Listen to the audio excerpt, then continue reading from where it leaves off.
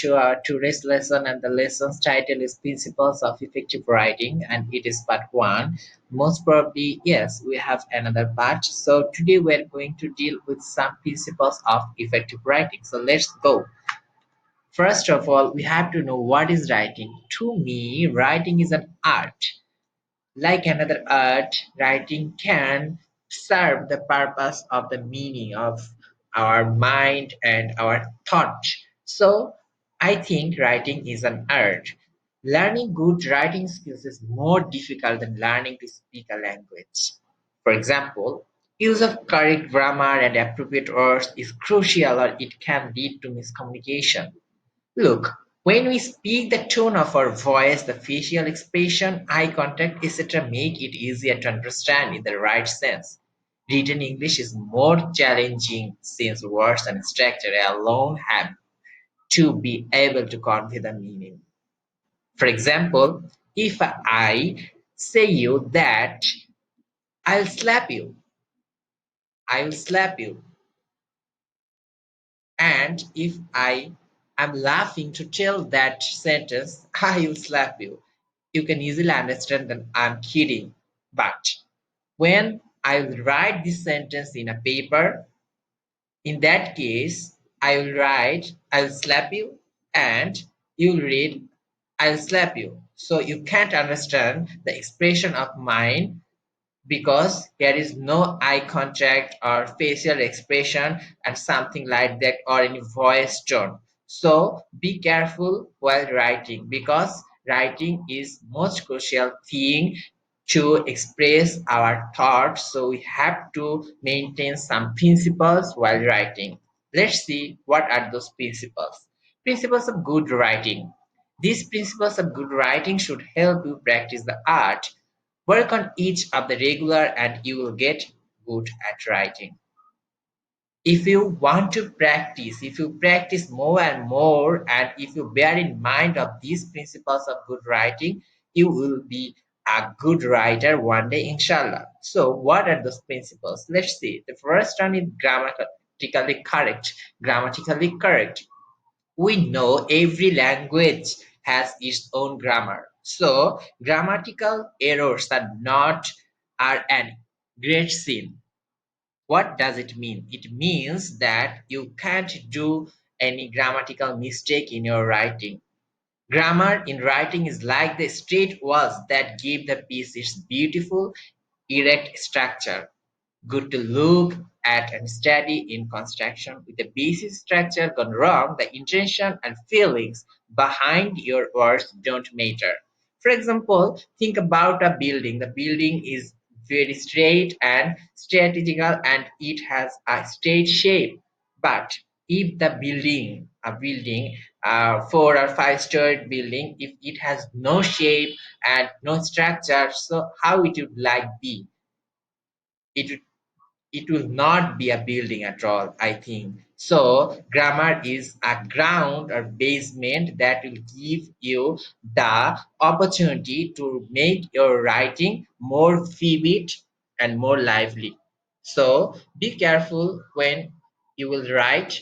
Do not make any grammatical mistake. Then the second one, active voice. We all know that we have two types of voices in our English language, active voice and passive voice. Makes communication clear and direct. We need to write in active voice. No one can forget the example in your school life. The cat ate the mouse and the mouse was eaten by the cat. Can you remember? I think you can remember. Yet we usually put the rat at the beginning of our sentence, even though we are actually talking about the cat. Doing this confuses the reader and he realizes midway though the sentence what you are really thinking about. So active voice, apart from making the meaning clear, also helps from less wordy sentence. So if there is any word limitation, for your writing. So try to write your writing in active voice. So don't use passive voice. No, it's not it's not forbidden for you. But the thing is that try to try to write your writing in active voice, not in passive voice. The second one is concise. That means precise. Nothing kills written communication like long, winding sentences. William Ginger, in his book on writing well, talks about simplicity and clutter. He says that one needs to edit and re-edit one's word to rushly strip out every single word that does no service in our thought or language. So we should not use unnecessary words for making our writing more concise and clear. What does it mean? It means that you have to precise, you have to focus on your topic, what you are going to write. Don't need to write a lot of sentences that you have already known, a lot of words or vocabulary that you have already known to show that I know a lot of vocabulary or something like that are totally irrelevant with your writing. So precise or concise your writing, just simply use the or those words which are actually relevant with your writing. Then the fourth one is structure, a clear beginning, middle, and end. Let's look at a building.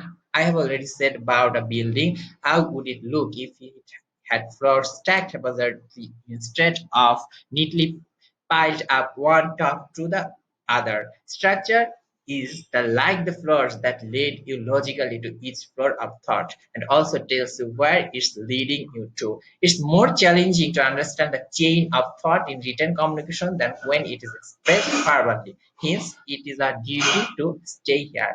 That means you have to be uh, a good writer. If you want to be a good writer, you have to follow a structure, and the structure, every writing has its own structure. For example, for our paragraph we have a clear beginning or introductory sentence, then middle and the concluding sentence, but we have to write it in one para. But for any type of composition and essay, there will be an introductory paragraph, then two or three body paragraph, then the concluding paragraph. So there are some particular structure for every writing, either formal or informal application or personal letter, paragraph, essay, and so on. So you have to follow the structure. So if I sum up our today's lesson, that is what is writing. Writing is an art, and we have some principles of good writing. The first one is grammatically corrected. You don't make, you can't make any grammatical mistake. Then use always active voice, then precise or concise your uh, writing by using active voice and using less vocabulary or words or sentences. Just follow the structure of any particular writing. I think that's all for today, and in our next session we are going to learn about the other principles of writing. Till then, Allah Hafiz, see you.